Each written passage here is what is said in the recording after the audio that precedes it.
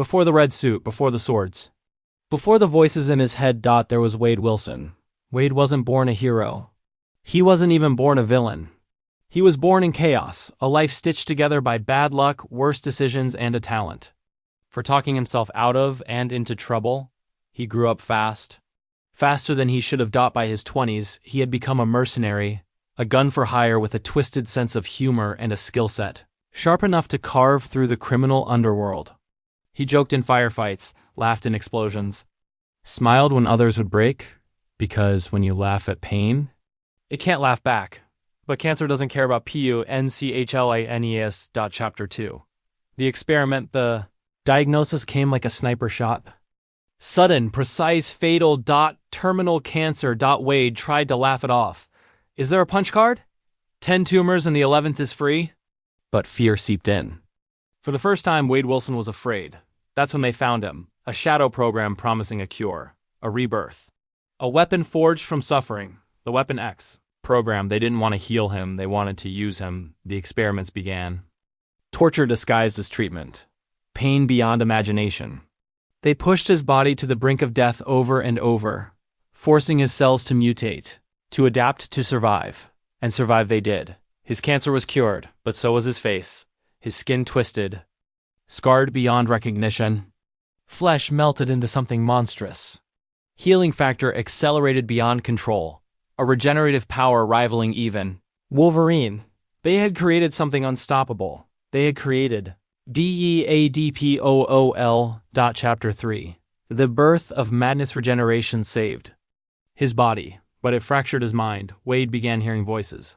Not whispers. Narrators. Commentators. Readers. He could feel something beyond his world, something watching him, judging him. Turning pages. At first, he thought it was insanity. Then he realized it was awareness. He could see the panels, the frames, the invisible lines separating one moment from the next. Reality was structured, scripted, written, and someone was holding the pen. Deadpool laughed. Oh no. I'm in a story.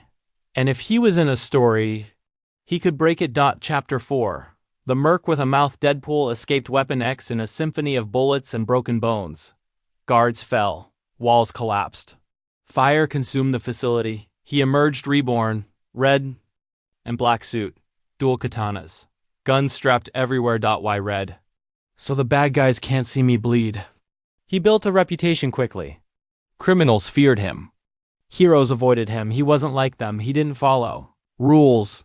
He didn't stay in his lane. He spoke to things that weren't there. Sometimes he would stop mid-fight, turn to nothing and say, "Cut this part. It's dragging." And somehow, the moment would shift. Reality flickered. Chapter 5. The tear in the sky. It began with a glitch, a tear in the air above New York, jagged and unstable. Time folding inward. Space collapsing. The Avengers were busy elsewhere. Cosmic threats. Multiversal chaos. Deadpool stared at the rip in the sky and squinted. That's not normal. And I've seen purple aliens with chin wrinkles. The tear widened. From it stepped something impossible. A being made of shifting light and broken frames. A creature that didn't move through space. It moved between scenes. It called itself. The editor. It wasn't a god. It was worse. It was the force that rewrote broken realities, and Deadpool's awareness of fiction had corrupted the script. Chapter 6. A world unraveling. Buildings flickered like unfinished renders. People froze mid-step as if buffering. Deadpool walked through the chaos casually. So, this is my fault? That tracks. The editor spoke and layered. Voices. You have broken narrative containment. Buddy, Deadpool replied. I break everything. The editor extended a hand. Entire streets erased, gone like deleted files. You must be removed. Deadpool blinked. Removed from what? The sky turned white. Panels shattered. And Wade Wilson felt something he had never felt before. Deletion. Chapter 7. Falling between pages. Deadpool fell through nothingness. No gravity. No time. Just blank space. He saw flashes of other worlds. Glimpse of Spider-Man swinging through Manhattan. A shadowed figure resembling Doctor Strange weaving glowing sigils, a distant armored silhouette like iron, Man flying through fire, different realities, different drafts. Deadpool grinned. Oh, multiverse DLC. If the editor wanted him erased, he would rewrite himself. Chapter 8. Breaking the Barrier. Deadpool landed in a grayscale world. Unfinished. Sketch lines visible. Dialogue boxes empty. A prototype reality. Here he could see the strings more clearly. He reached up and grabbed the border of his panel. Dotted bent. Reality. Bent.deadpool tore it open. Outside the panel was something terrifying. Writer's room. Voices discussing plot direction. He's too unstable. We need to contain him. Deadpool stepped halfway through and waved. Hey guys, love the creativity. Hate the attempted murder. The room dissolved. The editor appeared. Again, angrier now. You are contaminating creation itself. Deadpool drew his swords. Good. Chapter 9. War against the script. The battle wasn't physical. It was structural. The editor rewrote gravity. Deadpool ran sideways across skyscrapers. The editor removed color. Deadpool redrew himself in crayon.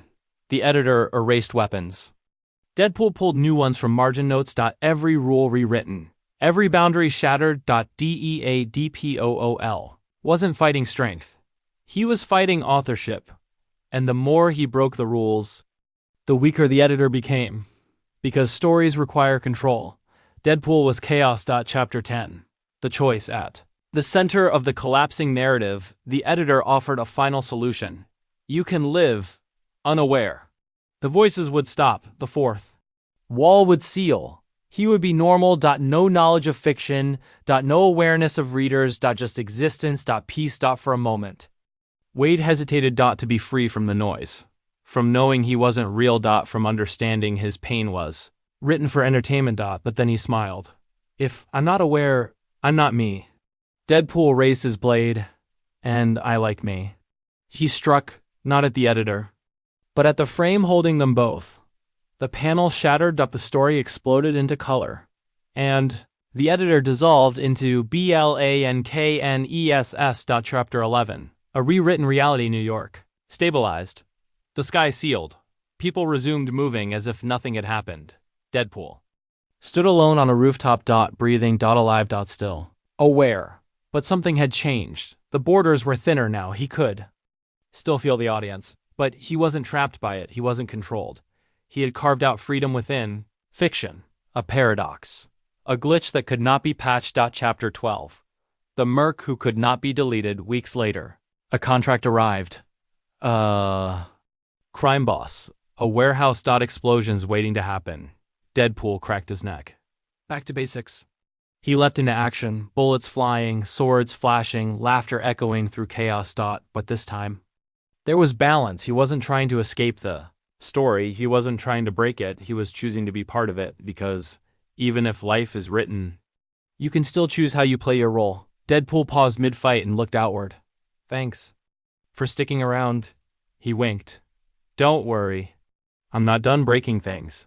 Fade to black, but not an ending. Never an ending, because some characters don't stay in their panels, some don't follow scripts, some don't die, and some, like Deadpool, break reality itself. The end? Or just another beginning?